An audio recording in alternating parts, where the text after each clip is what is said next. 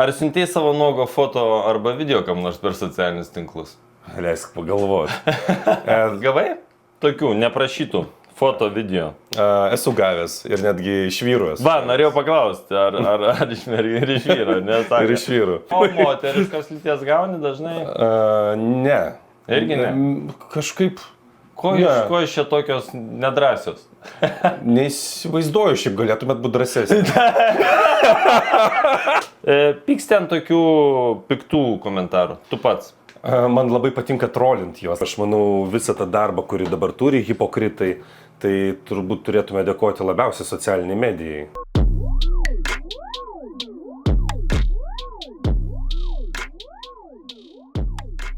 Pakalbėsim apie komentarus, apie tai, kaip, žinai, reaguoja chebra. Ir trečia, ten bus 10 klausimų tokių, žinai. Tvarkoj. Faina, man patinka, kai aš nežinau, kas bus. Tai va, tai žinai, tos komentarus žiūrėjau. Tas yra smagiausia. Čia kaip sportas jau.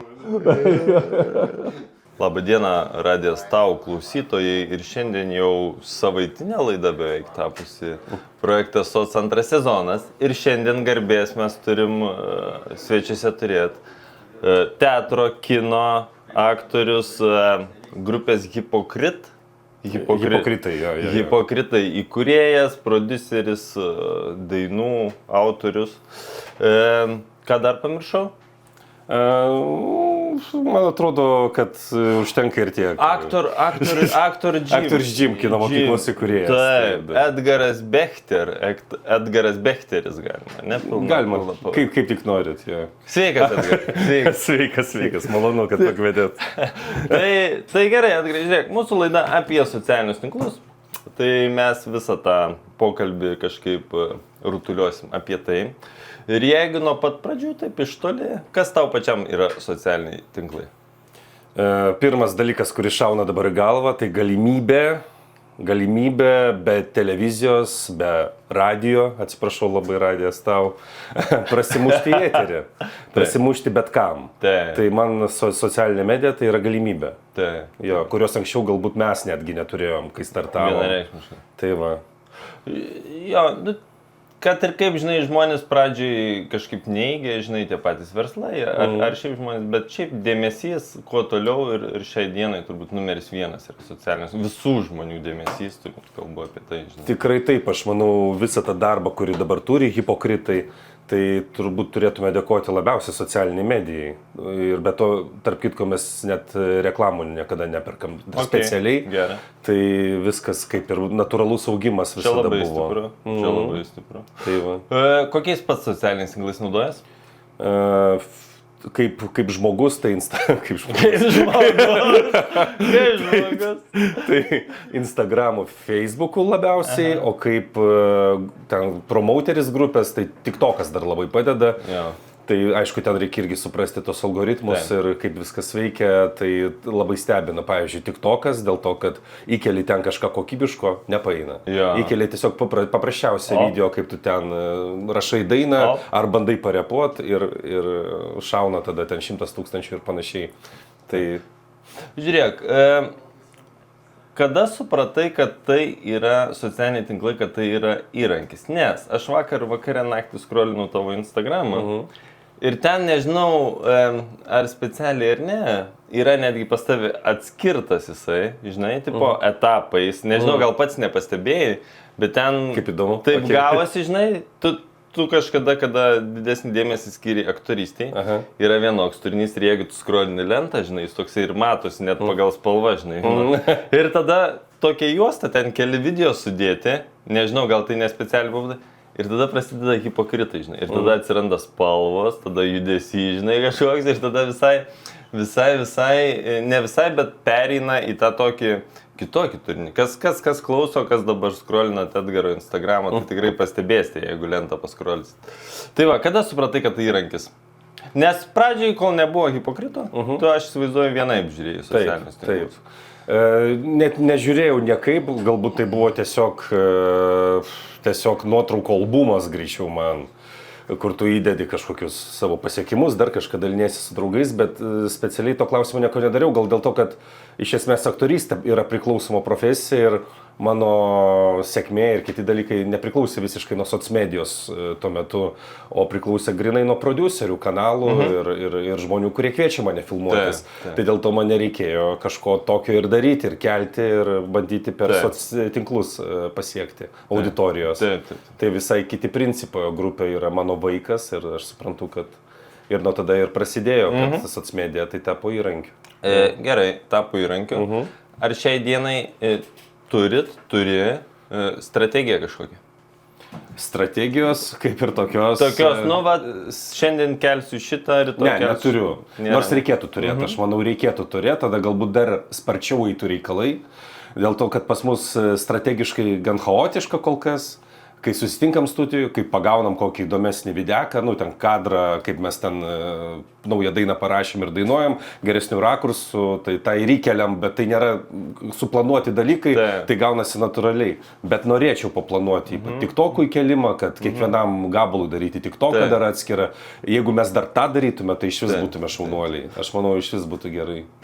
Plius, sakau, jeigu atsirastų ta strategija, tai turbūt pradėtumėt mąstyti kaip ir auditorijai, traukti ją ir panašiai. Būtent tas augimas. O tu žinai, kaip tą padaryti, tai yra labai pilna, žinai, labai daug ir ypač gerai išnaudoja, jeigu žiūrėt į, kalbant apie dainininkus, tai tikrai visi Amerikos ir panašiai dainininkai, tai jie, turbūt ne jie, jų komanda labiau, atkalė tą sistemą, tai ten tik kaip pavyzdį pasižiūri, ką jie daro.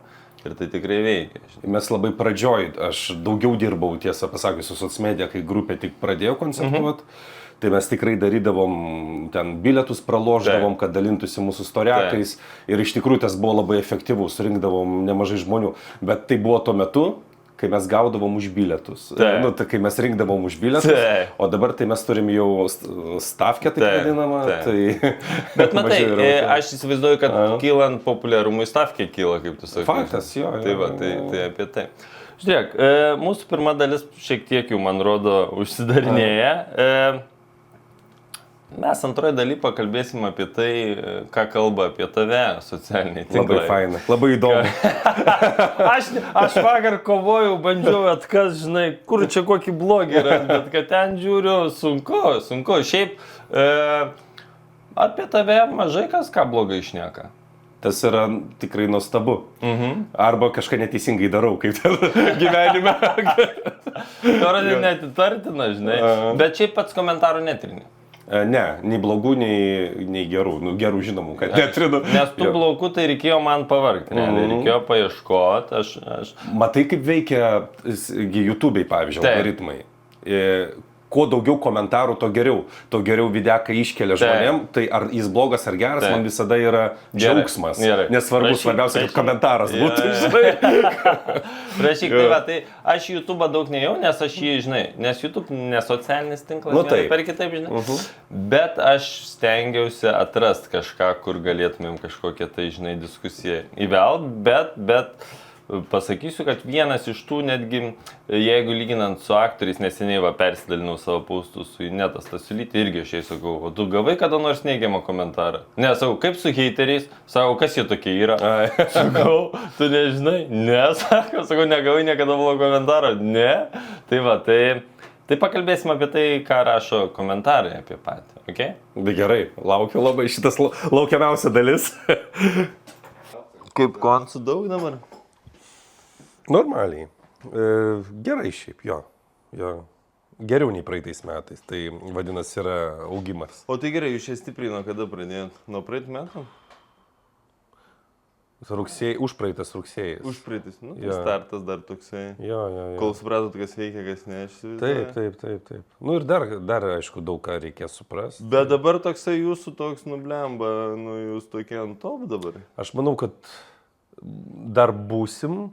Ir prieš metus buvo man to. Kažkada darė su 15 minučių ar su kokio collaborationą, kur kodėl nepaina lietuviški serialai. Ir aš, žinai, galvoju, kaip iš čia varo, žinai, ant kitų, tipo, žinai, aktorių. Ir tada bum, žinai, žiūriu, taigi ant savęs man. Nepaė, jau galvoju, žinai, bus intriga. Tai pas mane lygiai tas pats, žinai, aš čia pradėjau, nes mes, žinai, kuriam turinį socialiniuose tinkluose, dirbam su verslais. Irgi tik tai pradėjau, žinai, atsirado kažkaip pirmi pinigai, kažkaip pirmi darbuotojai, žinai, opa, full capas, čia aš entrepreneur, žinai, čia pirma mašina iš salono, čia toks, žinai. Tada bum, nuo dėmiko per galvą, žinai, toksai, Bet paskui jo, kaip tu sakai, žinai, darai, suvokiai. Bet sakau, ten jau galvoju bus intriga, žinai. Ant savęs, jisai gudriai galvoju, okei. Jo, bet ten turbūt buvo vienas, ar buvo dar daugiau to epizodų, vienas ir buvo. Jo, aš tada padariau, bet to, žinai, dabar žiūrint, aišku, tada mano čia vis pirmas vlogas, kurį aš pabandžiau daryti, bet tada turėjau tik tą kamerytę šūdiną. Bet tai šiaip iš principo, ten su 15 minučių collaborationas, jei neklystu, žinai. A ten tiesiog jie pasakė, blemo, fainas turinys, tipo norim, žinai. Bet ten aš ne už pinigus, už nieką, tiesiog jie užsikabino už tokios. Bet aišku, po to... Kolegos supyko? Supyko žiauriai. Aš suprantu juos. Jo, tipo, ko čia tu, žinai, vos ne... Lietuvoje negalima tokių dalykų daryti. Jeigu tu nori kažką jo įdaryti. Jo, jeigu tu kažką... Arba ateini tiesiogiai pasakai jiems, žinai, arba nes... Nesakau, žinai, kaip ir su Gerda Žemaitė buvo, žiūrėk, čia irgi buvo, kiek laiko, žinai, jie muša topus su 4 valandom ir jie tiesiog tai supranta, kad, iš to galima, žinai, gyventi ir iš to uždirba pinigus. Jo. Tai va, daug dienų? 2 minutės, na, suprantam. Okay. Tai va, klaidų padaryta. Bet tai čia pas visų, žinai, blemba. Aš įsivaizduoju, kad ir su hipokritai, žinai, pradžiai vienaip startavot, paskui matot, kad... Visko irgi. Nors pradžioje atrodo, aš daugiau žinojau nei dabar. Nes ko tu giliau į mišką, tada vis galvoji, kaip tu sakai, žinai, tam tik tokiai kėliai atrodo profesionaliai, madai, žinai, ir įkėlė šitą. Ir su dainom tas pats atrodo, šita tikrai paeis. Ta tikrai jau pasistengė. O ten, kur nepaeis, žinai, kaip tik šauna virš. Čia toksai, čia tokia kūryba iš vis toksai sunkiai nuspėjamas dalykas. Apskritai, žinai, kaip grožis ir estetika, žinai, kaip man sako klientai, kaip vertinti, ar geras postas ar ne, nes tai irgi būna, suinvestuoja tikrai didelius pinigus į video, realiai, žinai. Bet ne tie parduoda ir aš jau tą atkalę, žinai, parduoda, kur sėdė Onutė su paraudusi žandai, žinai, ir sako, suvalgiau, suveikė, numečiau, žinai, kaip faina, va tie parduoda. O tie, kur išleidė šaibų, žinai, ir suinvestuoja, nes aš manau, kad psichologiškai žmogus supranta kaip reklamą, žinai. Ir geriausia reklama iš žmonių į žmonės. Taip. Ir tiesiog rekomendacija. Ir aš sakau, ypač ateinu pas verslus, jūs sakau, turite suvokti, kad ne tik jūsų kažkokie konkurentai produkto ar paslaugos yra konkurentai. Visas turinys, kuris tą žmogų supa, žinai, yra konkurentai. Ir jeigu tu sugebėsi su telefonu padaryti įtaką tam žmogui, kuris tave stebi, žinai, tai jis daug geriau parduos negu. Tiesa.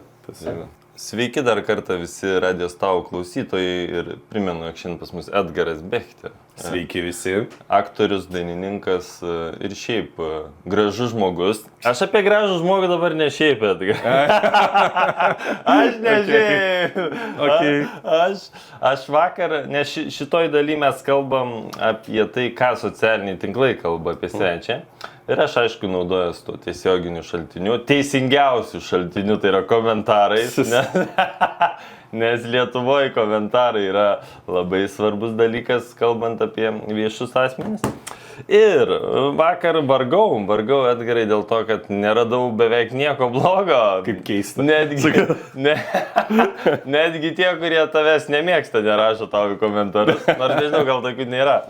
Ir ką, aš įsijungiau, kaip ir mes prieš išeinant į rubriką, tavo vieną iš tokių įspūdingiausių dainų paskutiniu metu, ar ne?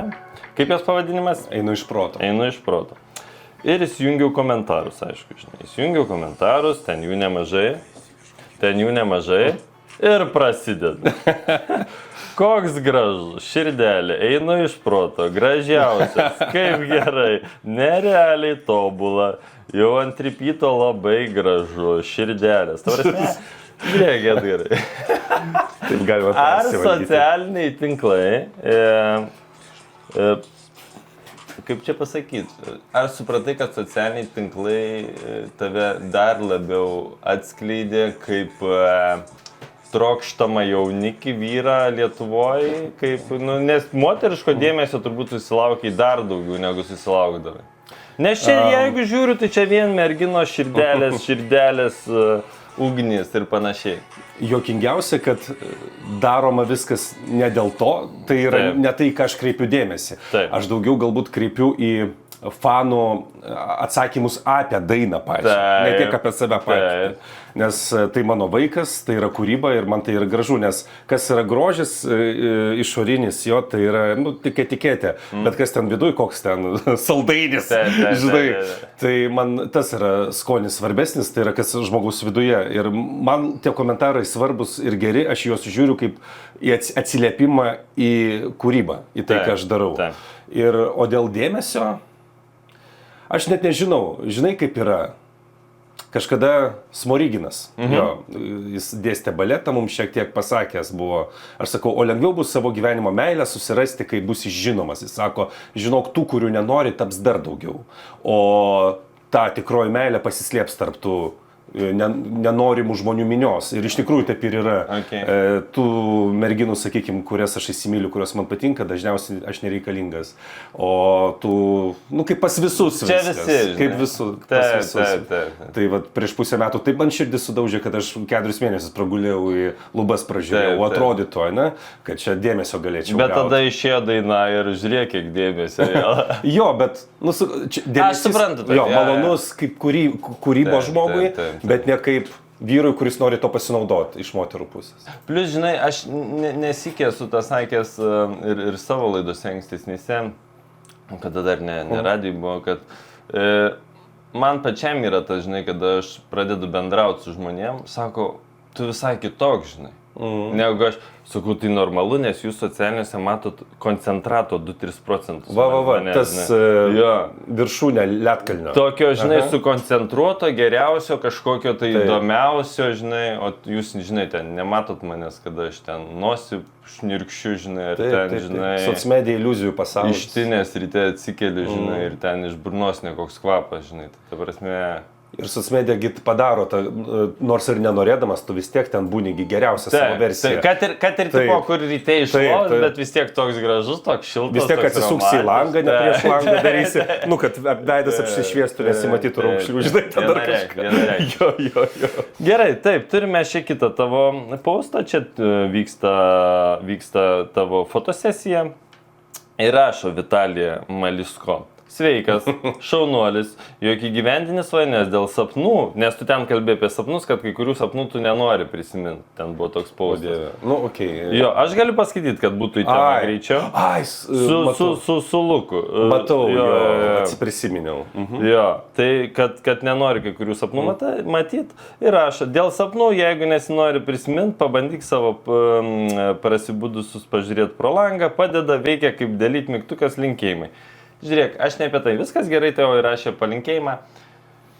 Ar tavęs neerzina, kada tave mokina gyvent, kad ir tose pačiose komentaruose. Tai geras, gal žmogus norėjo gero, bet žinai, aš iš to, jeigu tu nori žmogui kažkom padėti, kažką palinkėti, parašyk asmeniškai, žinai. Iš tikrųjų, geras klausimas, niekada nebuvau apie tai susimąstęs. Aš pertrauksiu, nes tas žmogus tokio savo kaip ir dėmesio nori, žinai. Aš manau, kad bet kokiu atveju. Bet, ką aš noriu pasakyti, aš kažkaip tu man kalbėjai ir aš prisiminiau labai kai kurios svarbius dalykus, nes aš turiu atvirumo problemą. Nuoširdžiai. Aš, man atrodo, kadangi aš aktorius ir mes aktorystė jau kas yra, kaukę nusiimti, mes mokėmės būti savimi, mes kalbėjome prie žmonės apie savo jausmus, galim kalbėti, kai statom vaidmenį, apie savo tikrą gyvenimą ir man nebaisu kalbėti apie bet kokius jausmus savo tikrus, žinai, kur kitas žmogus pasigėdytų. Ir kartais į socmediją aš anksčiau ypatingai įkeldavau per daug, tiek storiakus darydamas, tiek kitus dalykus, per daug savęs tikro. Ir kartais žmogus man va tie komentarai man labai padėjo suvokti. Žmonės, nu, tokie ten protingesni ar vyresni, ar kurie susidūrė su to, kad gali žmonės tavo atvirumu pasinaudoti, jie parašydavo, Edgarai, pasilik biški savo, žinai. Ir iš tikrųjų aš taip pagalvojau, o kodėl aš visam pasauliu skelbiu, kad ten, nežinau, man skauda dabar. Nu, ir dėl ko dar skauda. Galbūt užtektų pasakyti, kaip aš kovoju su to skausmu, kad padėti kitiems. Bet nelysti per daug į tą vietą, kur tave gali nuginkluoti pasaulis, žinai, tarsi. Ir tu tampi toks kaip baltas lapas. Nu, ne baltas, net o atviras, atvira knyga. Ir tada, žinai, ta kažkokia tai pykčio, kurį pats inicijuoji, gali, žinai, sukelti kitiems žmonėms. Kai sakai, žinai, aš nemėgstu visų žmonių, žinai, bet pats turbūt padarai taip, kad nemėgsti. Tai va, turbūt. Ir mokymai, sakau, mokymai. Ir tie komentarai, va, kartais atrodo, tu supyksti, ko tu čia man aiškini, žinai. Bet paskui pagalvoju, tu teisi. Arba teisus, žinai. Paskutinis, nes toks biški piktesnis.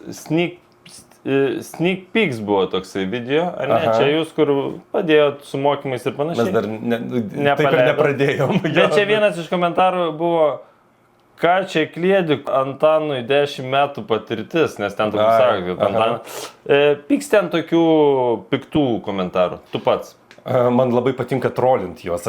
Dabar anksčiau man buvo skaudu skaityti, tada aš peraugau į tokį nematymą to, o dabar peraugau ypač tik tokį, man patinka patrolinti komentatorius, nes jie dažniausiai juk nėra teisūs. Ta prasme, jie iš savo kažkokias, pavyzdžiui, Antanas, kur ten 10 metų patirties Antanui, dabar 24, o 13. Jis startavo daryti YouTube'ą. Tai 10 metų patirties prieš metus buvo. Tai nepasidomėję žmonės ir pradeda, nu, iš savo prizmės kažką ten aiškinti. Aš tai siunčiu arba širdutę, arba apkabinimą tada.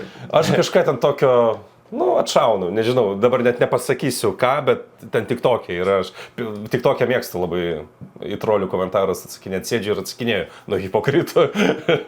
Vienas paskutinių buvo, žinai, netgi man parašė kažką, oi tu ten kažką, žinai. Ir aš įeinu į jo anketą. Ir ten, ir žinai, aišku, ten nėra nuotraukos, bet aš skroinu jo Facebooką ar kažką. Ir aš matau, kad tai, nu, paauglys gal 13 metų kažkas tokio, žinai. Ir vienoje nuotraukų matau mama užtaginta, kad sveikinai su gimtadieniu. Aš screenshotą jam siunčiu atgal, sakau, žiūrėk, o galiu pas tavo mamą paklausti, kodėl tu taip galvoji. Jisai, čia ne aš, čia mano draugas. Geras. Bet šiaip nedaug to heito gauni, ne apskritai. Nu, turbūt palyginus ne, bet aš nieko tokio keliančių galbūt heito bangą nedarau per daug. Jeigu mes ten pradėtume... YouTube'ai gal daugiau, ne? Vis tiek, ta prasme, kai išleidžia dainą kažkokį... Ir tai irgi nėra labai daug, kaip... Nu, ten 90%, net 95%, tu sakyčiau, geri komentarai būna ten. Pradžioj gal, kai mes pradėjom daugiau. Taip, biškai kitaip žiūrėjau.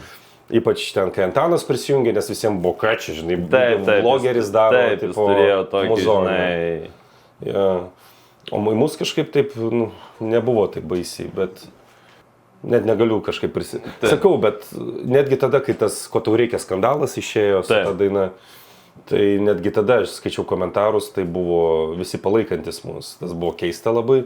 Ir paskui, kai mes davėm atsaką, kad mes atsisakom tos dainos, kaip tik nustumt pradėjo, žinai. Jo, žmonės laukia, kad kovosim čia kraujo, žinai. Ne, nu tai ką, pagauna už rankos, tai reikia prisipažinti, žinai. Tai va.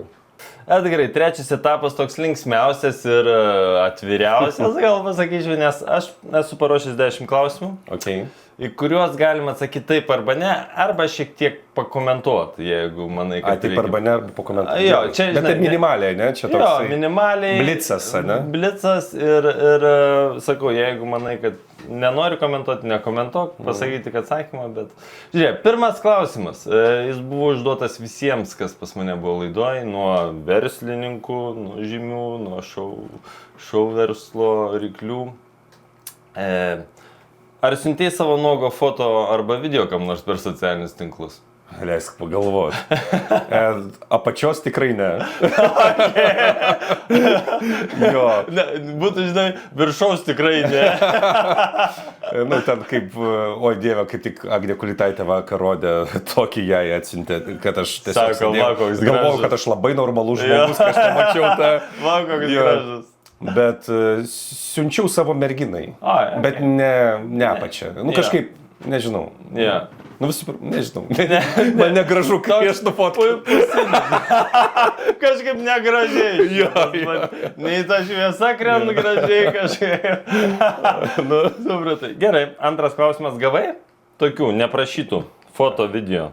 Esu gavęs ir netgi iš vyrų esu. Va, norėjau paklausti, ar iš vyro, ne? Sako, ir iš vyrų. Sako, bet nedaug kartų ten, gal 2 kartai buvo. Ypač mano aktorystės pradžioj, kažkaip, kai Telikė rodydavo daugiau. Dabar kažkaip, ačiū Dievui, neteina. Nes galima traumuotis. O moteriškas lyties gauni dažnai? Ne. Irgi ne? Kažkaip... Ko iš čia tokios nedrasios? Neįsivaizduoju, šiaip galėtumėt būti drąsesnis. Čia tos lietuvaitės tokios nedrasios, nesuprantu. Okay. Būdavo. Trečias. Ar užblokavai pažįstamą žmogų socialiniuose tinkluose? Esu užblokavęs. Dėl skausmo dažniausiai. Nenori matyti. Dėl to, kad nenori matyti. Ir buvo keletą kartų, kai žmonės per daug savo, sakykime, leisdavo ir matau, kad jau į nesveiką pereina bendravimą ir tarsi persekiojimo savotiškai, bet socmedijoje. Tai tokius irgi teko blokuoti. Nu, supratau, gerai. Ar pamatei žinutę, bet ignoravai ją? Nu, ten, žinai, messengerį nustumėm į šoną. Dažnai dėja taip. O vas, kai sakai, nemačiau, nuėjo.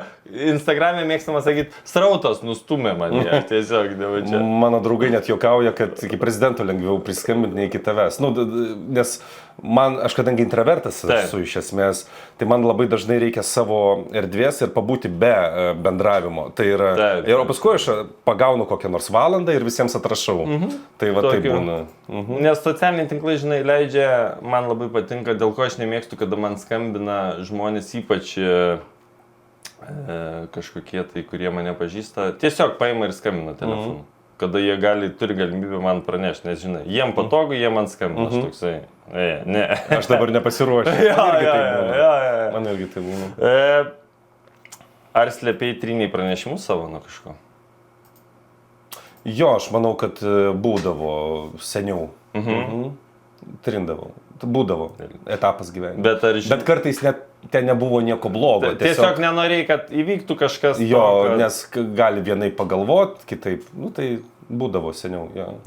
Seniai jau to nedarėjau. Bet ir tau pasakysiu ir visiems kitiems, ne jūs neištrinat pranešimų. Jeigu tas žmogus tikrai nori juos perskaityti, ta prasme ištrint, nu... Reikia tada ne per Facebooką ir Instagramą slaptus pokalbius dalyti. Ypač per Facebooką. O ten įmanoma kažkaip? Jo, per Facebooką yra netgi ne kažkokias slaptas būdas, parsisiųs failus, kurių nori metų su visom foto. O, kaip failus. Nu, ta prasme, atsikas į metus yra folderis, parsisiunti, pažiūrėjai, ką jis kalbėjo.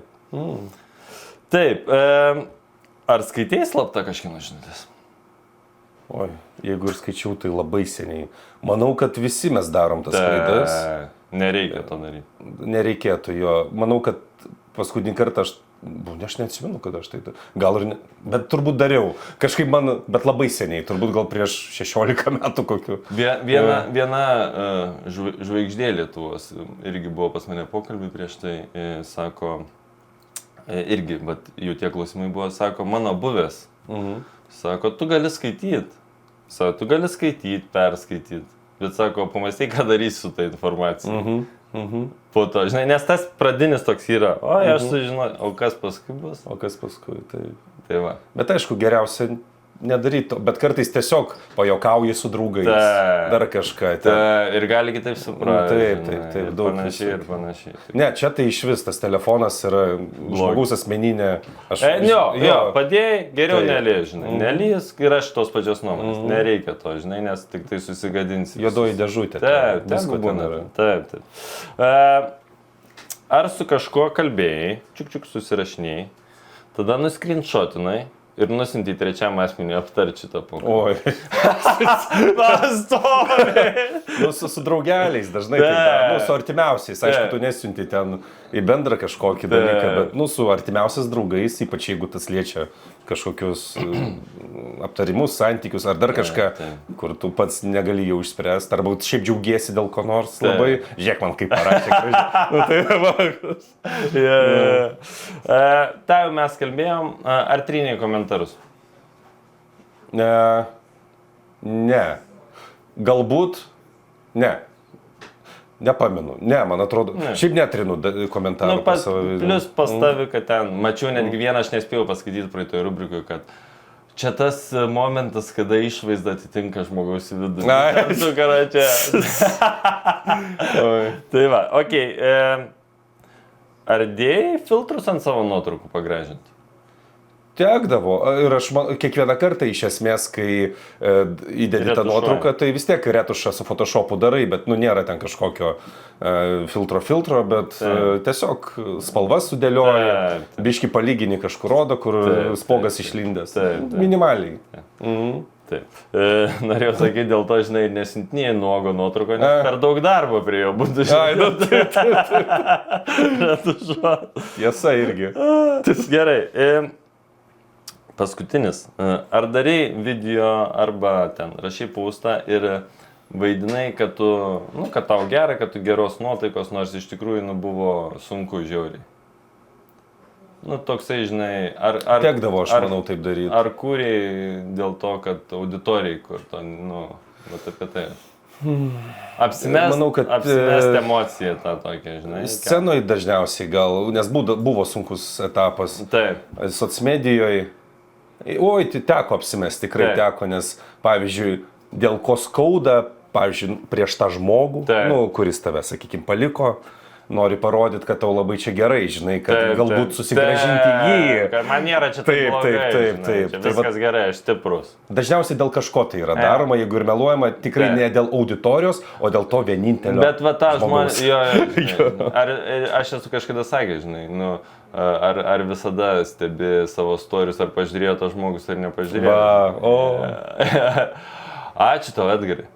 Buvo labai gerai. Aš manau, kad labai gerai ir susižiūrėjo socialiniuose tinkluose, išvys greitai pilną visą mūsų pokalbį, nes mes bendravom ir tarp tiesioginio taip. Ačiū tau. Ačiū labai. Gerai, nice. Jo, žinai, aš kažkada buvau, ar visada pasižiūrė istoriją, žinai, ar pažiūrėjo tas žmogus, ar ne. O, čia tai jo lyga. Ir taip norisi, kad jinai praeitų, žinai. Taip. Bet padeda, žinai, tas užblokavimas, kai tu sakai užblokuoju, kad ne man irgi padeda, aš užblokuoju to, ko nenoriu matyti. Jo.